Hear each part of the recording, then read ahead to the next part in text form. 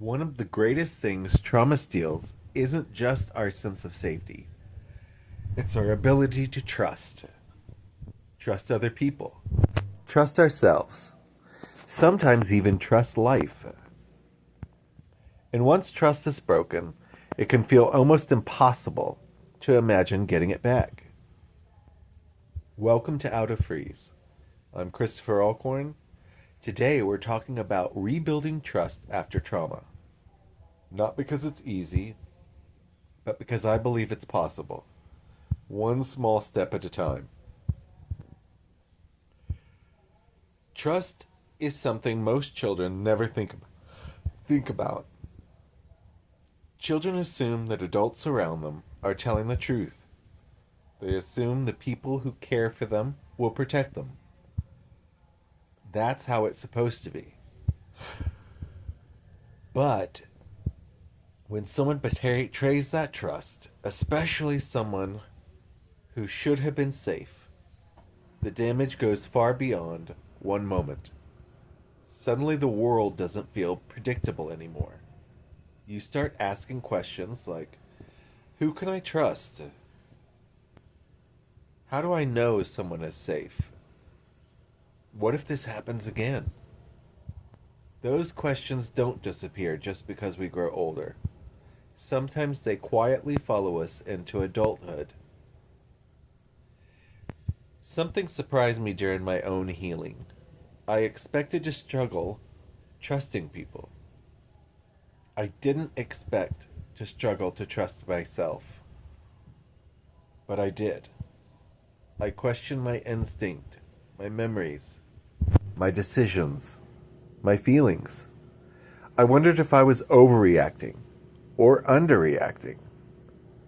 I wondered if I was seeing danger where there wasn't any, or missing danger when it was right in front of me. Trauma can make you doubt yourself in ways that are hard to explain. And when you stop trusting yourself, every decision becomes heavier. I think many survivors become experts at protecting themselves. Some of us keep everyone at a distance. Some of us become people pleasers. Some of us try to control everything. Some of us avoid relationships altogether. Those aren't character flaws. Those are attempts to stay safe. The problem is that walls don't keep all danger out. Sometimes they keep love out too. And that's one of the saddest parts about trauma. The very strategies that once protected us can later keep us from experiencing connection we long for. And if you've ever been hurt by somebody you trusted, if you've struggled to let people get close, if you've questioned your own judgment, if you've built walls so high that even you feel trapped behind them, I want you to hear me clearly. Your caution makes sense.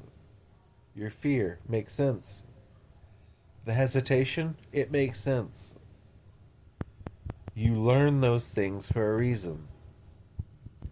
But I also want you to hear this. You do not have to rush trust. Trust is earned. It grows slowly.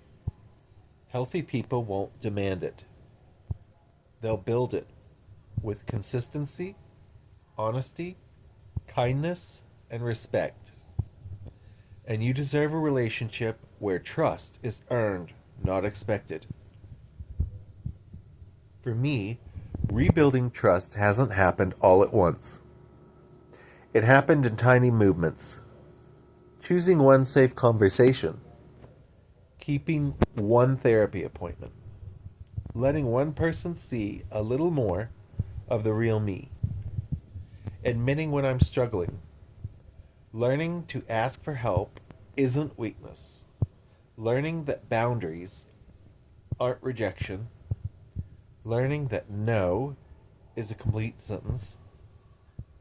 I've also had to learn to trust myself again, to believe that I can make good decisions, that I can recognize healthy people, that I can live a healthy life, that I can leave healthy situations that become unhealthy. I don't have to ignore my instincts anymore. That's still a work in progress. And maybe it always will be. I don't think healing means becoming someone who trusts everyone. I don't think that's wisdom. I think healing means learning the difference between fear and discernment. Learning that not everyone is unsafe. Learning that not everyone will betray you. Learning you can protect yourself without closing your heart forever. Trust isn't rebuilt in one giant leap. It's rebuilt in tiny movements. Tiny movements. One honest conversation, one healthy boundary, one safe relationship, one promise kept, and eventually, those tiny movements become a safe life. This has been Out of Freeze. The opposite of freeze is flow. Tiny movements, big change. I'll see you next time, friends. Thanks for listening.